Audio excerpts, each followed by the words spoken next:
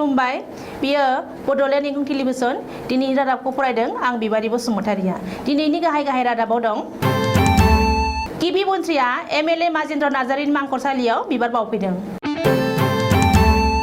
Kokrajhar अभयाकुटियाव सीआईडीनि team. Bharat माता की जय बुंग्रा गिबि मन्थ्रिया micro' फाइनेन्सनि लन रेहाय होनायनि मुङाव आइजोफोरखौ थगायबाय। एपीसीसीआ थाबैनो गोदान दैदेनगिरि मोनसिगोन। मोब्लिब बिफाननि मोनथाम कम्पानिनि मासिगिरि VK पिपारसेनियाया बिबाननिफ्राय बोख्लायजाबाय। नुमुनिनगराव हाग्रानि मैदेर गाग्लोबनायजों सानै बिमा फिसानि जिउ खहा। GMCHआव बानजायनाय थै दान होनाय हाबाफारिखौ खौरां लाहैदों सावस्रि मन्थ्रि केशव महन्त। गुवाहाटी नोगोरमानि मोन 77 दंग' नाला एबा ड्रेनखौ फोसाबनायनि थिखाया केन्सेल जासिगोन।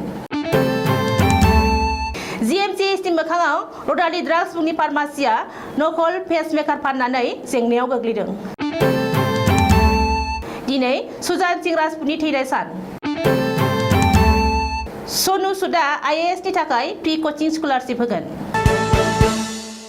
दानिया दङ आबुं रादाब।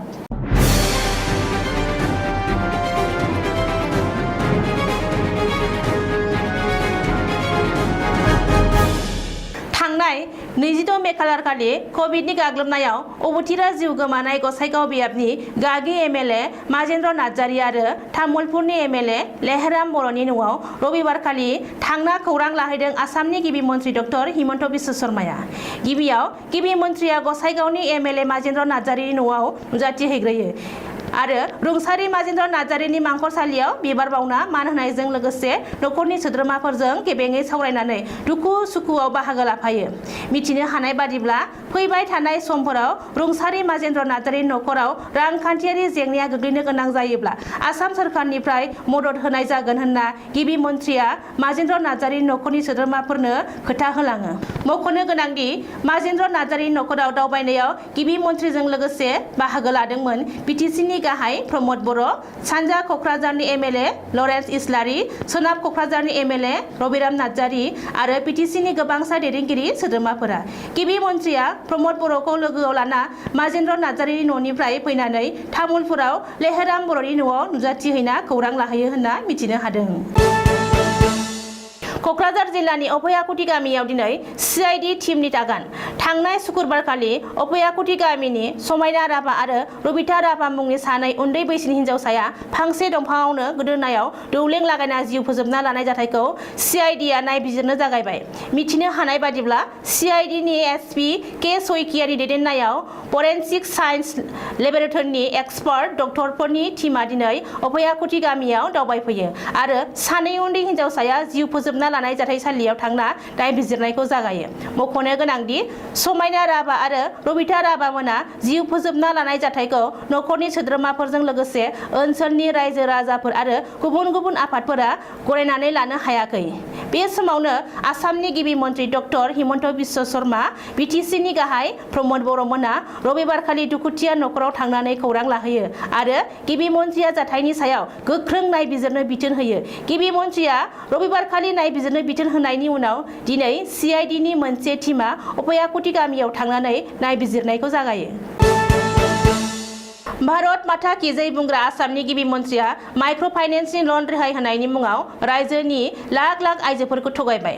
माइक्र' फाइनेन्सनि लन रेहाय होनायखौ लोब्बा लानानै बे बाथ्राखौ रबिबारखालि बुंदों नगाव लक सभानि MP आरो कंग्रेस दैदेनगिरि प्रद्युत बरदলৈआ।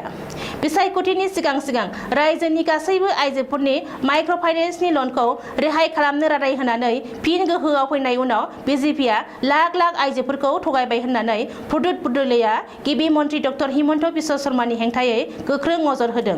बेजों लोगोसेनो BJPनि हानजानि दैदेनगिरिनिफ्रायबो गासैबो सोद्रोमाफोरा नंखाय बाथ्रा बुंनो सोलोंदों आरो नंखाय रादाय होनायाव आखा फाखा जादों होननानै प्रद्युत बरदলৈआ रबिबारखालि रहायाव गुबुन गुबुन मोननै क्वारेन्टाइन जनाव थानाय सुबुंफोरनो जाग्रा आदार राननानै होनाय बुब्लियाव दाबि खालामदों।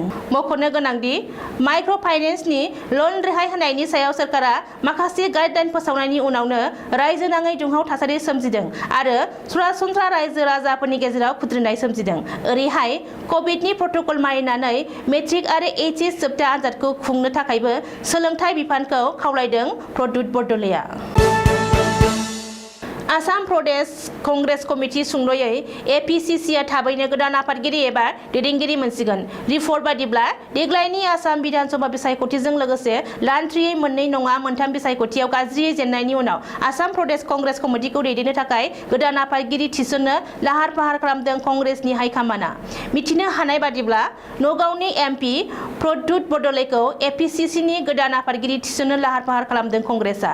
नाथाय आफादगिरिनि बे रेसाव बिधानसभायाव हेंथा दोलोनि दैदेनगिरि देबब्रत सयखियाजों लोगोसे लेङाइ दैदेनगिरि रफिकुल हुसेन भुपेन बरा आरो रुपज्योति खुर्मीनि मुङाबो दं। नाथाय बिसोर साब्रैनि सासेबो एपीसीसीनि बिबानखौ होनो गोसो जायाखै पार्टीनि हाइकमान्डआ। एआईसीसीनि मोनसे गोजौ थाखोनि सुलुङाव फोरमायनाय बादिब्ला एमपि प्रद्युत बरदलैखौ रिपुन बरानि मासियाव सोलायनो थाखाय हाइकमान्डआ थि खालामबाय आरो सोलिफु दाननि गेजेरावनो रिपुन बरानि जायगायाव गोदान आफादगिरिखौ थिसननाय जागोन। बबेखानि कंग्रेस दैदेनगिरि जितेन्द्र सिंहआ आसाम दावबायनायनि सिगांनो एपीसीसीनि दैदेनगिरि सोलायनाय जागोन होननानैबो मिथिहोदों। आथिखालाव आसामाव डक्टर हिमन्त बिश्व शर्माजों दैदेनजानाय बीजेपी सोरखारा मोब्लिब बिफानाव गोबां रां खहा जानांनायनि जाहोनाव एपीसीएल, एपीजीसीएल आरो एईसीएल बे मोनथाम कम्पानिनि मासिगिरि बीके पिपारसेनियाखौ मासिगिरि बिबाननिफ्राय बोखारबाय। मोब्लिब गोहोनि मन्त्रि बिमल बराया पिपारसेनियाखौ मासिगिरि बिबाननिफ्राय बोखारनानै गोदानै बिबान होनो हाथ'वागौमानि आसामनि चिफ सेक्रेटारि जिष्णु बरुवानो लाथ' बिबान गथायनानै होबाय। मख'नो गोनांदि एपीडीसीएल एबा मोब्लिब गोहो बिफाना बोसोराव 37 कौटि रां खहा जागासिनो दंमोन। नाथाय मासिगिरि बीके पिपारसेनियाया जेबो खामानिखौनो मावनो हायाखै होननानै मन्त्रि बिमल बराया बुंदों। बेनि अनगायैबो गोबां मावख'गिरिफोरखौ सोलाय सोल' खालामनानै बिसोरनिफ्राय खेंफोरथि बिदों। लोगोसे उननि समाव जाहाथे मोननो गोनां धोनखौ बिफाना मोननो हायो। मख'नो गोनांदि गुबै सुलुंनिफ्राय मिथिनो बायदिब्ला दासिमबो गासै 12,000 कौटि रां मोब्लिब बिफाना खहा जाबाय। बेनिखायनो कास्टमारफोरनिफ्राय मोननो गोनां धोनखौ गोख्रैयै बोखांनो आरो सिखावै मोब्लिब गोहो बाहायनायखौ होबथानो थाखाय बिफाननि मोनफ्रोमबो थाखोआव थानाय बयबो मावफारियाफोरखौ सांग्रां जानो बिथोन होदों। नुमली नगराव हाग्रानि मैदेर गाग्लोबनायाव सानै बिमा फिसानि जिउ गोमादों। हाग्रानि मैदेरनि गाग्लोबनायाव न' सिङाव थानाय सानै बिमा फिसाया जाथाइसालियावनो जिउ गोमायो। थांनाय हराव नुमली नगरनि बकिखला साहा बागानाव जादों बे जाथाया। हाग्रानि मैदेरनि गाग्लोबनायाव जिउ गोमानाय सानै बिमा फिसाखौ रिता तान्ति आरो बिनि 8 बोसोर बैसोनि फिसाज्ला रुपम तान्ति होननानै सिनायथिनो हादों। जाथायनि बागै सुलुङाव फोरमायथिनाय बादिब्ला थांनाय हराव फालोसे हाग्रानि मैदेरा रिता तान्तिनि न'आव बेंखननानै गाग्लोबो आरो न'खौ सिफायनानै सानै बिमा फिसाखौ जाथाइसालियावनो जिउ फोजोबो।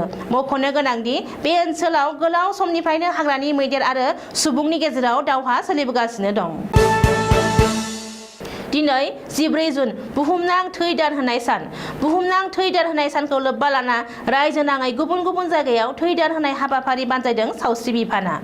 गुवाहाटी मेडिकेल कलेज देहा फाहामसालि GMCHनि न'ब्लाङाव बानजायनाय थै दान होनाय हाबाफारिखौ नायदिंनो खौरां लाहैदों आसामनि सावस्रि मन्त्रि केशव महन्तआ। मिथिनो हानाय बादिब्ला सावस्रि मन्त्रि केशव महन्तआ दिनै सानजौफुआव GMCHआव थांनानै थै दान होनाय हाबाफारिखौ खौरां लाहैयो आरो गोनां जानाय मुवा बेसादफोरखौ जगायो। रिपर्ट बादिब्ला गुवाहाटी नोगोरमायाव दिनै मोन 12 जायगायाव थै दान होनाय हाबाफारि बानजायदों। बबेखानि बुहुमनां थै दान होनाय सानखौ लोब्बा लानानै रायजोनि साफ्रोमबो थै दान होनो थाखाय खावलायदों सावस्रि मन्त्रि केशव महन्तआ। गुवाहाटी नोगोरमानि गासै मोन 77 दंग नाला एबा ड्रेनखौ फोसाबनो थाखाय थिकादारनो होनाय टिकाया केन्सेल जासिगोन। मानो होनोब्ला बिथोन बादियै दैज्लांनि सिगांनो बे खामानिखौ मावजोबनांगौमोन। नाथाय दा दैज्लां सौफैनानै बैफोर खामानिखौ मावफुंनो गोब्राब जागोन। गुबुन फारसेथिंजाय थिकादारफोरा खेंफोरथि बिसेयावबो जेबो खेंफोरथि होनो हायाखै। बिनिखायनो सिगांनि बिथोन एबा टिकाखौ केन्सेल खालामनो थाखाय थिरांथा लादों। अदेबानि बे टिकानि बिथोना केन्सेल जायोब्लाबो उननि समाव ड्रेन फोसाबनाय खामानिखौ मावलांबाय थागोन होननानै सुलुङाव फोरमायदों। गुवाहाटी मेडिकेल कलेज हस्पिटालनि मोखाङाव थानाय रडाली ड्राग्स मुंनि फार्मासि दखाननिफ्राय GMCHनि सासे रोगिनो होनो थाखाय बानायनानै लाबोनाय पेसमेकारा नकल ओंखारदों। जेब्ला रोगिनो पेसमेकारखौ होयो आरो बेजों जेबो खामानि जायाखै अब्लासो हमदांनो मोनो। उननि समाव जाय बायदोंमोन बिनि आरज बादियै भाङाखर थानानि पुलिसआ रडाली ड्राग्स फार्मासिनि बेरेखायै 331/21 नम्बरनि मोनसे केस रेजिस्टार खालामनानै केसनि सोमोन्दै नायबिजिरनो लाबाय होननानै पुलिसनि सुलुङाव फोरमायदों। बलिउड एक्टर सुशांत सिंह राजपूतनि दिनै थैनाय सान। बेनि थाखाय सुशांतनि अनसायगिरिफोरा दिनै थैनाय सान फालिदों। मख'नो गोनांदि थांनाय 2020 मायथाइनि 14 जुनाव एक्टर सुशांत सिंह राजपूतखौ मुम्बाइआव थानाय गावनि मोनसे फ्लेटआव फासि नांनानै थैना थानाय थासारियाव मोनदोंमोन। बेनि उनाव सुशांतखौ ड्राग्स आरो प्रेसारनि थाखाय सुइसाइड खालामना लादों होनना खौरां फैयो।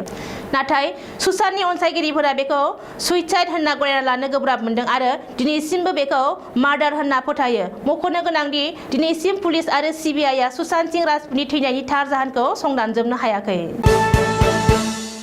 हादोराव थांनाय बोसोरनिफ्राय दिनैसिम गोबां सुबुङा कर'नाजों बायदि बिथिङाव मोगा-मोगि जानो गोनां जादों। बिब्दि गाज्रि थासारि समाव बलिउड एक्टर सुनु सुदआ जेब्लायबो हादोरनि हाजार हाजार सुबुंफोरनि मदद खालामनायाव नांथाबनानै दङ। बबेखानि बिथाङा बेयावल' नांथाबनानै थायाखै। मख'नो गोनांदि सुनु सुदआ थांनाय शुक्रबाराव मोनसे मोजां खौरां फोसावदों। बे जादों IASनि थाखाय फरायसाफोरनो फ्रि स्कलारशिप होगोन। बिथाङा बुंदों दि जायफोर IASनि थियारि खालामनो सानदों बिसोरनि थाखाय सुनु सुदआ थामहिनबा सामहाबामा बेनि बिबानखौ लाजोबगोन। सुनु सुदनि बिब्दि खामानिनि थाखायनो हादोरनि गोबां नोगोरारिफोरा सुनु सुदनो पद्म विभूषण बान्था होजानो लुबैदों। दिनैनि रादाबा एसेनोसै। गोजोन्थों।